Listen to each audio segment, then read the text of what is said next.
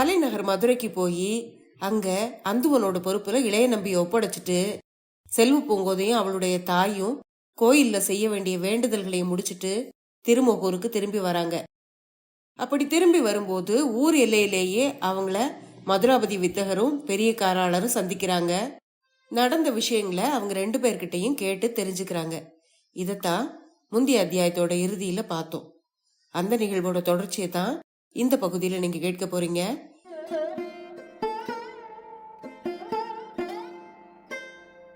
அனைவருக்கும் வணக்கம். நீங்கள் கேட்டுக்கொண்டிருப்பது கதை ரேடியோ தமிழ். நான் பார்த்தசாரதி அவர்கள் எழுதிய நித்திலவல்லிங்கிற வரலாற்று நாவலோட முதல் பாகத்தை வாசிச்சுட்டு இருக்கோம். இது வரைக்கும் 10 அத்தியாயங்கள் வாசிச்சிருக்கோம். 11வது அத்தியாயத்திலிருந்து இந்த பகுதியில கேட்கலாம். கதையை ஆரம்பிக்கிறதுக்கு முன்னால சேனலுக்கு வந்திருக்கிற எல்லாருக்கும் என்னுடைய அன்பான வரவேற்புகள். இப்ப வாங்க கதைக்குள்ள போகலாம். அத்தியாயம் 11. 3 குழியும் ஒரு வினாவும். இருளில் கால் சலிக்க நடக்கும் துணிவுள்ளவன்தான் காரியங்களை சாதித்து முடிக்கும் வீரனாக மாற இயலும் என்று அழகன் பெருமாள் மாறனுக்கு இளைய நம்பி மறுமொழி கூறியிருந்தும் அந்த கரந்து படை வழியில் முன்னேறி செல்வது மிக அரிய செயலாயிருப்பதை சிறிது நேரத்தில் இளைய நம்பி உணர்ந்தான். இந்த சுரங்க வழியில் இரவு பகல்களே கிடையாது என்று தோன்றியது அவனுக்கு. நெடுந்தூரத்துக்கு நெடுந்தூரம் ஒரே இருள்மயமாய் நீண்டு செல்லும் அந்த நிலவரை பாதையில் இரவுக்கும் பகலுக்கும் வேறுபாடு இல்லாதது போல் கண்கள் பெற்றதன் பயனும் கண்கள் பெறாததன் பயனின்மையும் கூட வேறுபாடற்றதுதான். அத்தகைய பயங்கரமான மாய குகை போன்ற பாதையில் அழகன் பெருமாள் தன்னை தடுமாறாமல் வழிநடத்தி செல்ல வேண்டுமானால் அவன் இந்த வழியிலேயே 10,000 முறை சென்று பழகியிருந்தால்தான் முடியும் என்று தோன்றியது இளைய நம்பிக்கு. அழகன் பெருமாளின் கையை பற்றி நடந்து கொண்டே இளைய நம்பி அவனிடம் கேட்டான். அழகன் பெருமாள், இந்த பாதை வழியாக அரண்மனை அந்தப்புற உரிமை மகளிரும் அரச குடும்பத்தினரும் திருமருத முன்துறைக்கு புண்ணிய நீராடச் சென்றதாக சொல்கிறாயே, இத்தனை பெரிய இருள் குகையில் அவர்கள் எப்படி நடந்து பழகினார்கள் என்று கேட்டான். அப்படி இல்லை ஐயா, பல 100 ஆண்டுகளுக்கு முன் அப்படி இருந்ததாக நான் கேள்விப்பட்டிருந்ததை சொன்னேன். களப்பிரர் ஆட்சி வந்த பிறகு இந்த வழி மூடப்பட்டு பாழடைந்து விட்டது. இந்த வழியை கண்டுபிடித்து நாம் மட்டுமே பயன்படுத்தி வருகிறோம். அது தவிர இப்படி ஒரு வழி இருப்பது களப்பிரர்களுக்கு கூட தெரியாது. தவிர இந்த வழியின் மறுபுறமாகிய உபவனத்திலிருந்தோ கணிகையர் வீதியிலிருந்தோ புறப்பட்டால் தீப்பந்தங்களை கூடவே எடுத்து வருவோம். அந்த 2 வாயில்களும் நம்முடைய ஆதிக்கத்தில் இருப்பவை. அதனால் பயமில்லை. வெள்ளியம்பல முனையிலிருந்து புறப்பட நேர்ந்தால் நாங்கள் விளக்கோ தீப்பந்தங்களோ பயன்படுத்துவதில்லை. நம்மவர்கள் சில சமயம் விளக்கோ தீப்பந்தங்களோ கொண்டு வந்தாலும் வெளியேறுவதற்கு முன்பாகவே அவற்றை அணைத்து விடுவது வழக்கம். பெரும்பாலும் பழகியவர்கள் மட்டுமே அந்தரங்கமாக இங்கு வந்து போவதால் கால் தடத்திலேயே இந்த வழி புரியும். உங்களுக்கு இது சிரமமாயிருக்கும் என்று எனக்கு முன்பே தெரிவிக்கப்பட்டிருந்தால் மறுமுனையிலிருந்து தீப்பந்தங்களோடு சிலரை நடுவழியில் வந்து எதிர்கொண்டு காத்திருக்க செய்திருக்கலாம் என்று பதிலுரைத்தான் அழகன் பெருமாள். இதில் எனக்கு சிரமம் எதுவும் இல்லை. மனதில் தோன்றிய ஐயத்தை தெளிவு செய்து கொள்ளவே உன்னை கேட்டேன் என்று பதில் சொன்னான் இளைய நம்பி. மழை காலங்களிலும் வைகையில் வெள்ளப்பெருக்கு காலங்களிலும் இந்த நிலவரையில் பெரும் பகுதி முழங்கால் அளவு தண்ணீர் கூட நிரம்பி விடுவதுண்டு ஐயா என்று சொல்லிக்கொண்டே இளைய நம்பியை அழைத்து சென்ற அழகன் பெருமாள் ஓரிடம் வந்ததும் நின்று கூறினான். ஐயா, நீங்கள் இப்போது நிற்கிற இடத்திற்கு வலது புறம் உங்கள் வலது தோளின் திசையில் வலப்பக்கமாக நடந்து 100 பாக தூரம் சென்றால் நான் முன்பே கூறினேனே அந்த கணிகையர் வீதி வாயில் வரும். எதுவுமே தெரியாத இந்த கொடுமையான இருளில் அந்த வழியை இவ்வளவு குறிப்பாக இலக்கு தப்பாமல் நீ எப்படி கூற முடிகிறது என்பதுதான் எனக்கு வியப்பாயிருக்கிறது என்று ஆச்சரியத்துடன் கூறினான் இளைய நம்பி. அது மிகவும் எளிது ஐயா. இந்த இடத்தில் கீழே கல்தளம் பரவி இருக்கிறது. அந்த தளத்தில் நடுவில் சிறிதாக 3 குழிகள் இருக்கின்றன. நடந்து வருகிற யாரும் அந்த குழிகளின் மேல் கால் பாவாமல் நடக்க முடியாது. அதை வைத்து வழியை அனுமானம் செய்ய முடியும். இப்போது நீங்களே இன்னும் ஓரடி பெயர்த்து வைத்து முன் நடந்தால் அதை உணர்வீர்கள் என்று சொன்னான். உடனே ஓரடி முன்னால் நடந்த இளைய நம்பி அழகன் பெருமாள் கூறியது போலவே பாதங்களில் கற்குழிகள் தென்படுவதை தெளிவாக உணர முடிந்தது. தனக்கு தோன்றிய இன்னொரு சந்தேகத்தையும் அவன் அழகன் பெருமாளிடம் அப்போதே கேட்டான். உபவனத்து முனையிலிருந்தும் வெள்ளியம்பல முனையிலிருந்தும் ஏற்படாத அபாயமோ இடையூறோ இந்த கணிகையர் வீதி முனையிலிருந்து நமக்கு ஏற்படாது என்பது என்ன உறுதி என்று கேட்டான். உறுதிதான் ஐயா. உங்களிடமிருந்தும் என்னிடமிருந்தும் எப்படி இந்த வழியை பற்றிய ரகசியம் களப்பிரர்களுக்கு தெரிய முடியாதோ அப்படியே அந்த கணிகை மாளிகையிலிருந்தும் தெரிய முடியாது. பாண்டிய குலத்துக்காக அனைத்தையும் தியாகம் செய்யும் நெஞ்சுறுதி படைத்தவர்கள் அந்த மாளிகையில் இருக்கிறார்கள் என்பது பெரியவருக்கு மிக நன்றாக தெரியும். அவருடைய நம்பிக்கை பெரும்பாலும் தவறுவதில்லை என்று சொன்னான். கணிகையர்களில் நெஞ்சுறுதி படைத்தவர்களும் இருப்பார்கள் என்று இன்றுதான் முதலாக உன்னிடத்திலிருந்து கேள்விப்படுகிறேன் அழகன் பெருமாள் என்று ஆச்சரியத்துடன் சொன்னான் இளைய நம்பி. அது ஒன்றை மட்டுமில்லை ஐயா, பல புதிய விஷயங்களை நீங்கள் இன்றுதான் முதலாக என்னிடம் கேள்விப்படுகிறீர்கள் என்று பதிலுரைத்தான் அழகன் பெருமாள். இப்போது நீ என்ன சொல்ல வருகிறாய் என்று கேட்டான் இளைய நம்பி. தவறாகவோ மதிப்பு குறைவாகவோ எதையும் சொல்லிவிடவில்லை. கோநகருக்கு நீங்கள் புதியவர், பலவற்றை உங்களுக்கு நான் சொல்ல வேண்டியிருக்கிறது என்றுதான் கூறினேன் என்று தனிந்த குரலில் பதில் சொன்னான் அழகன் பெருமாள். கணிகையர்களின் இயல்பை பற்றி தான் பொதுவாக கூறிய ஒரு கருத்து அழகன் பெருமாளுக்கு ஏன் இவ்வளவு ஆத்திரத்தை உண்டாக்கி இருக்கிறது என்பதை இளைய நம்பியினால் தெளிவாக விளங்கிக் கொள்ள முடியவில்லை. அதற்கு மிக வலிமையான காரணம் ஒன்று இருக்க வேண்டும் என்றுதான் அவனுக்கு தோன்றியது. என்றாவது ஒரு நாள் நிலவரை பாதையின் 3வது முனையாகிய அந்த கணிகையர் மாளிகையை பற்றி தானே அறிந்தாலொழிய அதை தெளிவாக புரிந்து கொள்ள முடியாது என்றும் தோன்றியது அவனுக்கு. உபவனத்து முனையை அடைவதற்கு இன்னும் நெடுந்தூரம் செல்ல வேண்டியிருப்பதாக அழகன் பெருமாள் தெரிவித்தான். வழியை கால்களால் தடம் பார்த்து அறிந்து மெல்ல மெல்ல செல்ல வேண்டியிருந்ததால் நேரம் ஆயிற்று. இன்னும் எவ்வளவு தொலைவு செல்ல வேண்டியிருக்கும் என்று இளைய நம்பி அவனை கேட்காமலேயே அழகன் பெருமாள் அதை சொன்னான். நான் மட்டும் தனியே செல்வதாயிருந்தால் இன்னும் வேகமாக செல்ல முடியும். இந்த வழிக்கு புதியவராகிய உங்களை துன்பப்படாமல் அழைத்து செல்ல வேண்டியிருப்பதால் நாம் விரைந்து போய் சேர முடியவில்லை என்று அழகன் பெருமாள் கூறியதற்கு இளைய நம்பி மறுமொழி எதுவும் கூறவில்லை.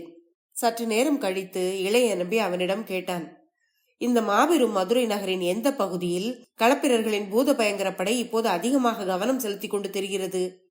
அவர்களின் கவனம் அதிகம் குவியாத இடம் எது? இத்தனை 100 ஆண்டுகளுக்கு பின்பும் களப்பிரர் ஆட்சி அபாயத்தை எதிர்பார்க்க முடியும் என்று அவர்களே உணர்ந்திருக்கிறார்களா என்று கேட்டான். திரு ஆலவாய் பகுதியையும் இருந்த வளப்பகுதியையும் பற்றி களப்பிரர்கள் அதிகம் கவலைப்படுவதில்லை. நடுவூர் ஏற்கனவே அவர்களுடைய கடுமையான பாதுகாப்பில்தான் இருக்கிறது. புறநகரில் வைகை ஆற்றை ஒட்டிய பகுதிகளையும் அகநகரில் அயலவர்களும் யாத்ரீகர்களும் தேசாந்திரிகளும் பழகக்கூடிய வெள்ளியம்பல பகுதியையும் தான் மிகவும் சந்தேக கண்களோடு அவர்கள் பார்த்து வருகிறார்கள் என்று பதிலுரைத்தான் அழகன் பெருமாள். அப்படியானால் சிறிதும் இலக்கு தவறாமல் தான் அவர்களுடைய சந்தேகம் ஏற்பட்டிருக்கிறது. நாம் அகநகருக்குள் செல்வதற்குரிய ஒரே வழி வெள்ளியம்பல தோட்டத்தின் பின்புறம் மதிலோரமாக உள்ள பாழ் மண்டபத்தில் இருக்கிறது. வெளியேறுவதற்குரிய ஒரே வழி ஆற்றங்கரையில் உபவனத்தில் இருக்கிறது. இந்த 2 பகுதிகளைத்தான் களப்பிரர்கள் சந்தேகப்படுகிறார்கள் என்றால் நாம் முதல் வேலையாக அவர்களுடைய சந்தேகத்தை திசை திருப்புவதற்கு ஏதாவது செய்தாக வேண்டும் அழகம் பெருமாள் என்று சொன்னான். கணிகையர் வீதியின் வழியே 3வதாக ஒரு வாயில் இருப்பது எவ்வளவு இன்றியமையாதது என்பதை இப்போதாவது நீங்கள் உணர முடிகிறதா ஐயா?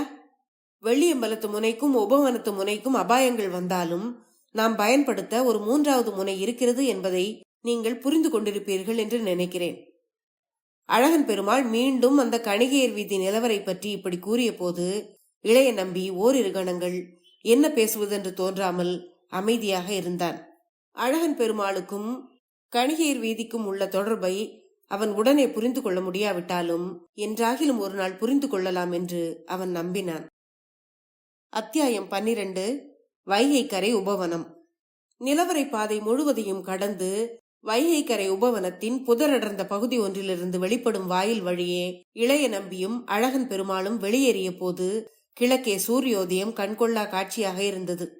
அந்த உபவனத்தை ஒட்டி வையை எனும் பொய்யா குலக்கொடி புண்ணிய நறும்புரல் பெருக்கிக் கொண்டிருந்தாள். அங்கே சிறு சிறு ஓடங்களில் அக்கறையில் செல்லூருக்கும் பிற பகுதிகளுக்கும் செல்வோர் சென்று கொண்டிருந்தார்கள். நெடுநேரம் வவ்வால் நாற்றமும் நிலவரையின் புழுக்கமும் படர இருளில் நடந்து வந்திருந்த இளைய நம்பிக்கு உபவனத்தின் பசுமை மனமும் பல்வேறு மலர்களின் கதம்பமான வாசனைகளும் சில்லென்று மேனியையும் கண்களையும் வந்து தழுவும் குளிர்ச்சியும் சொல்லால் சொல்லி விளக்க முடியாத சுகத்தை அளித்தன. உபவனத்தின் புல்வெளியில் இளம் புள்ளிமான்கள் மேய்ந்து கொண்டிருந்தன. எதிரே தரையை ஒட்டி தாழ்வாக சாய்ந்திருந்த ஒரு சுரபுன்னை மரத்தின் கிளைகளில் 4-5 மயில்கள் அமர்ந்திருந்தன. அவற்றில் ஒரு மயில் குதூகலமாக தோகையை விரித்து ஆடிக்கொண்டிருந்தது. கிளிகளும் குயில்களும் கூவிக்கொண்டிருந்தன. அவற்றையெல்லாம் கண்டு உல்லாச மனநிலையில் இருந்த இளைய நம்பிக்கு உடன் வந்த அழகம்பெருமாள் மாறனை மீண்டும் வம்புக்கு இழுத்து அவனுடைய வாயை கிளறி பார்க்க வேண்டும் போல் இருந்தது. அவனுக்கும் தனக்கும் பிணக்கு ஏற்பட காரணமாக இருந்த உரையாடலையே மீண்டும் தொடர்ந்தான் அவன். மான்களையும் மயில்களையும் கிளிகளையும் குயில்களையும் இந்த சோலையில் நிறைய காண முடிகிறது என்றான். அவற்றை பேணி வளர்ப்பதில் எனக்கு மிகவும் பிரியம் உண்டு ஐயா.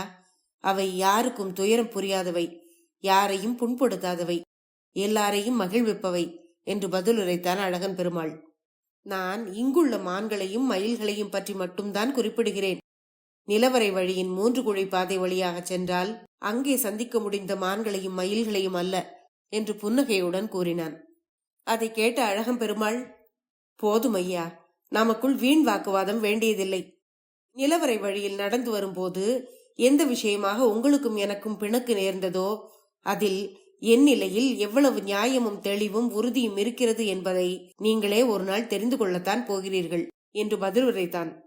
அதை கேட்ட இளைய நம்பி புன்முறுவல் பூத்தான். மாற்றான் தொடுக்கும் அம்புகளுக்கு பதிலாக அதைவிட வேகமான அம்புகளை ஆயத்தமாக வைத்திருந்து உடனே காலம் தவறாமல் தொடுக்கும் போர் வல்லாளர்களைப் போல் உரையாடலில் விடை தருபவர்களிடம் உடனே பதில் தரும் விஷய ஞானம் இருக்கத்தான் செய்யும். அழகன் பெருமாளிடம் அப்படி ஒரு தெளிவு இருந்தது. மதுராபதி வித்தகர் பயிற்சி அளித்து உருவாக்கிய ஒவ்வொரு ஆளும் இப்படி ஒரு சீரான வினைத்திறமை உடையவர்களாக இருப்பதையும் அவன் கண்டான். திருமோகூர் பெரிய காராளர், யானைப்பாகன் அந்துவன், இப்போது இந்த வைகை கரை உபவனத்த அழகன் பெருமாள் எல்லாருமே அப்படி இருப்பதை பெரியவரின் கைவண்ண சிறப்பாக கருதி மதித்தான் இளைய நம்பி. உபவனத்தை நடந்து கடந்து ஒரு மண்டபத்திற்கு அவர்கள் இருவரும் வந்து சேர்ந்தார்கள். அங்கே களப்பிரர்களைப் போன்ற நடையுடைய பாவனைகளும் தலைமுடியும் வைத்திருந்த ஐவர் முரட்டு மல்லர்களை போன்ற தோற்றத்தோடு அங்கே இருந்தார்கள். அழகன் பெருமாள் இளைய நம்பியை அந்த மண்டபத்தின் முன்புற தாழ்வாரத்தில் கொண்டு போய் நிறுத்திய போது அங்கே இருந்த ஐவருமே 5 விதமான வேலைகளை செய்து கொண்டிருந்தார்கள். அவர்கள் ஒவ்வொருவரும் செய்து கொண்டிருந்த காரியம் அவர் குணச்சித்திரத்தின் அடையாளமாயிருக்குமோ என்று கூட இளைய நம்பி நினைத்து பார்த்தான்.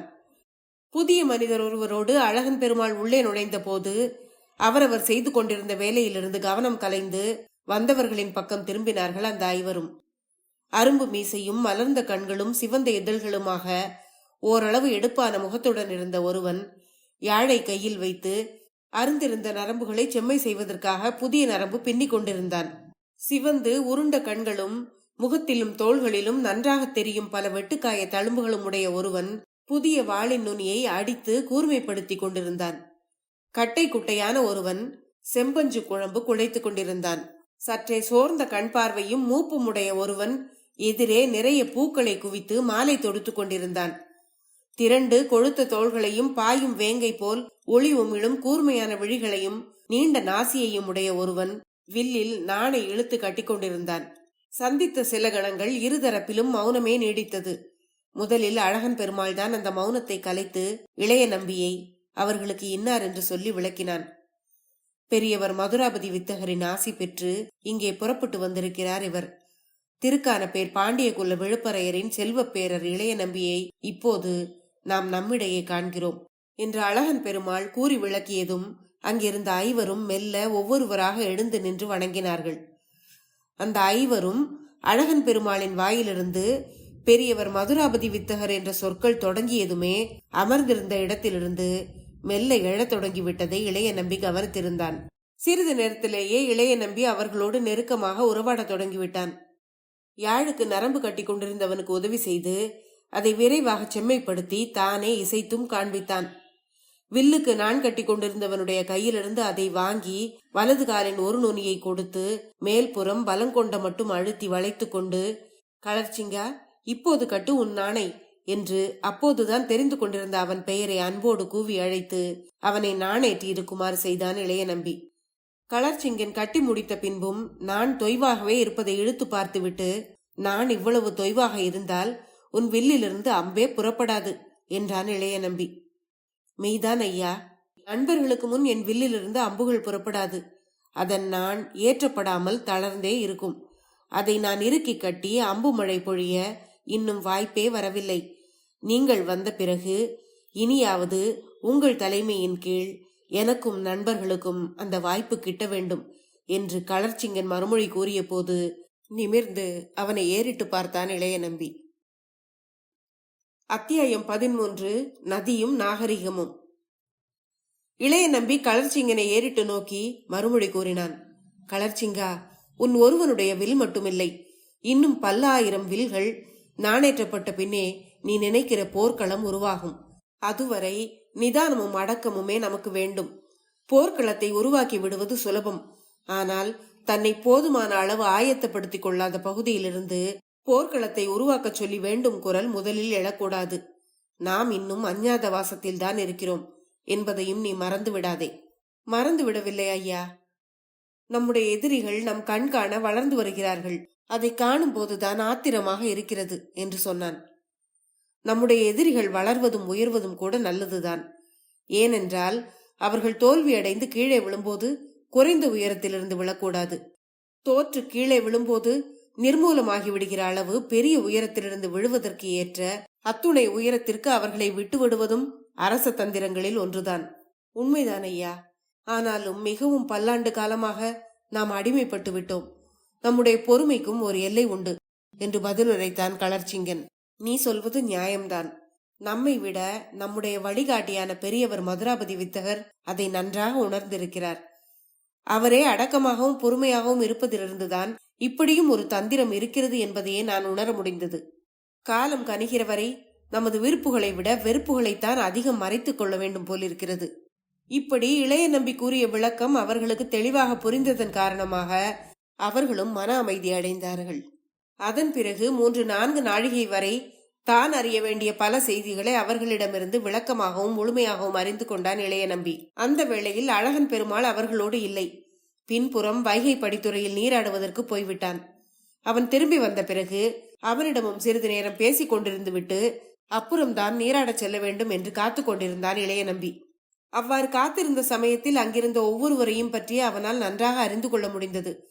யாழுக்கு நரம்பு பின்னிக் கொண்டிருந்தவன் பெயர் காரி என்றும், வாளை தீட்டி கூர்மைப்படுத்திக் கொண்டிருந்தவன் தேனூர் மாந்திரீகன் செங்கனான் என்றும், பூத்தொடுத்துக் கொண்டிருந்தவன் பெயர் சாத்தன் என்றும், செம்பஞ்சு குழம்பு குழைத்துக் கொண்டிருந்தவனுடைய பெயர் குரளன் என்றும், இவர்கள் அத்தனை பேரும் தாங்கள் செய்து கொண்டிருந்த தொழிலின் மூலமாக மக்களுடன் கலந்து பழகி ஒற்றறிகிறார்கள் என்பதையும் இளைய நம்பி தெரிந்து கொண்டான்.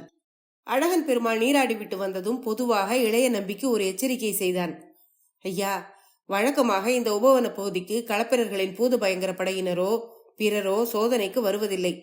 எதற்கும் புதியவராகிய நீங்கள் கொஞ்சம் கவனமாக இருக்க வேண்டும். தோற்றத்திலும் நடை உடை பாவனைகளிலும் பாண்டிய நாட்டின் தொலைதூரத்து ஊரிலிருந்து வரும் ஒருவருடைய சாயல் உங்களிடம் தென்படுகிறது. யாராவது சந்தேகத்தோடு வினவினால், நான் அழகன் பெருமாள் மாறனின் உறவினன், அவிட்ட நாள் விழாவை பார்க்க வந்தேன் என்று சொல்லிக் கொள்ளுவது உங்களுக்கு நல்லது என்று சொன்னான். அப்படியே சொல்லிக் கொள்கிறேன் என்று இளைய நம்பியும் அவன் கூறியதிலிருந்த நல்லெண்ணத்தை ஒப்புக்கொண்டு இணங்கினான். நீராடச் செல்வதற்கு முன் இளைய நம்பி அழகன் பெருமாளிடம் கேட்டான். கொர்க்கை துறைமுகத்துக்கு வரவேண்டிய சோனகர் நாட்டு குதிரை கப்பல் என்று கரையை வந்து அடைய போகிறது. கப்பலிலிருந்து குதிரைகளை தலைநகருக்கு கொண்டு வர எப்படி ஏற்பாடு செய்திருக்கிறார்கள்? எவ்வளவு களப்பிர பாதுகாப்பு வீரர்கள் குதிரைகளோடு உடன் வருவார்கள் என்று கேட்டான். அழகன் பெருமாள் இதற்கு உடனே மறுமொழி கூறவில்லை. சிறிது சிந்தனைக்கும் தயக்கத்துக்கும் பின், நீங்கள் நீராடி பசியாறிய பிறகு அவற்றை தெரிந்து கொள்ள ஏற்பாடுகள் செய்யலாம். இரவெல்லாம் வெள்ளியம்பலத்தில் காத்து கிடந்தும் நிலவரையில் நடந்தும் களைத்திருக்கிறீர்கள். முதலில் நீராடி பசியாருங்கள் என்றான் அவன். இளைய நம்பி அந்த மண்டபத்தின் பின்பகுதிக்கு சென்று வையை படித்துறையில் இறங்கிய போது மண்டப புறங்கடையில் இருந்த தாழம்புதரை ஒட்டி சிறிய படகு ஒன்று கட்டப்பட்டிருந்ததை கண்டான். அந்த அதிகாலை வேளையில் வைகை மிகவும் அழகாக தோன்றினாள். பாண்டிய மரபின் கீர்த்தி மிக்க பல அரசர்களின் காலத்தை எல்லாம் இதன் கரைகள் கண்டிருக்கின்றன. வரலாற்றில் நிலைத்து நின்று மணக்கும் தமிழ் புலவர்களின் சங்கங்களை இதன் கரைகள் பெற்றிருந்தன. ஓர் இணையற்ற நாகரீகம் செழித்து வளர்ந்ததற்கு இந்த நதியும் ஒரு சாட்சி என்று நெஞ்சுருக நினைத்த போது, அந்த நாகரிகத்தை இன்று அந்நியர்களாகிய களப்பிரர்கள் அடிமைப்படுத்தி இருக்கிறார்கள் எனும் நிகழ்கால உண்மையும் சேர்ந்தே இளைய நம்பிக்கை நினைவு வந்தது. அந்த வினாடிகளில் உடல் முழுதும் ஒரு சிலிர்ப்பை உணர்ந்தான் அவன். வைகை நீரில் இறங்கி மூழ்கிய போது, வைகை தாயே, உன் அலையாகிய கரங்களால் நீ என்னை தழுவும் போது தாயின் மடியில் குழந்தை போல் நான் ஒரு இன்பத்தை அடைகிறேன். என்று நினைத்து கொண்டான் அவன். நீராடி வந்த இளைய நம்பிக்கு மாற்றுடையாக மதுரையின் கைவினை திறம் வாய்ந்த காருக வினைஞர் செய்த ஆடைகளை அணிவித்தான் அழகன் பெருமாள். பாண்டி நாட்டின் புகழ்பெற்ற உணவாகிய ஆவியில் வெந்த தீஞ்சுவை பிட்டும் உறைந்த நெய் போல் சுவையுடையதாகிய திருநெய் கதலி எனும் வாழைப்பழத்தையும் உண்ண கொடுத்து அழகன் பெருமாளும் நண்பர்களும் உபசரித்தார்கள். இளைய நம்பி பசியாறிய பின் மற்றவர்களும் பசியாறினார்கள். சிறிது நேரத்தில் அழகன் பெருமாளையும் செம்பஞ்சு குழம்பு குழைக்கும் குரலனையும் தவிர மற்றவர்கள் ஒவ்வொருவராக விடை பெற்றுக் கொண்டு நகருக்குள் புறப்பட்டு போய்விட்டார்கள். அழகன் பெருமாளிடம் மீண்டும் குதிரை கப்பல் துறையடைவது பற்றிய விவரங்களை கேட்டான் இளைய நம்பி. போகலாம் ஐயா, அதை தெரிந்து கொள்ளத்தான் இப்போது நாம் புறப்படுகிறோம் என்று கூறி தோளில் பூக்குடலையோடும் கையில் செம்பஞ்சு குழம்பு நிரம்பிய ஒரு பேடையோடும் ஆயத்தமாக இருந்த குரலனையும் உடனழைத்துக் கொண்டு எழுந்தான் அழகன் பெருமாள்.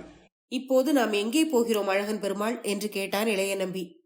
கணிகை மாளிகைக்கு என்று பதிலுரைத்தான் அவன். அவர்கள் இருவரோடு இளைய நம்பியும் உடன் எழுந்து புறப்பட்டான் என்றாலும் ஓர் அரசியல் அந்தரங்கம் பற்றிய செய்திகளை அழகின் மயக்க உலகமாகிய கணிகையர் மாளிகையிலிருந்து எப்படி அறியப் போகிறான் இவன் என்ற கேள்வியே இளைய நம்பியின் உள்ளத்தில் நிறைந்திருந்தது அப்போது. அத்தியாயம் 13 முடிவடைந்தது. அடுத்து வரும் அத்தியாயங்களை அடுத்த பகுதியில் பார்க்கலாம். நன்றி.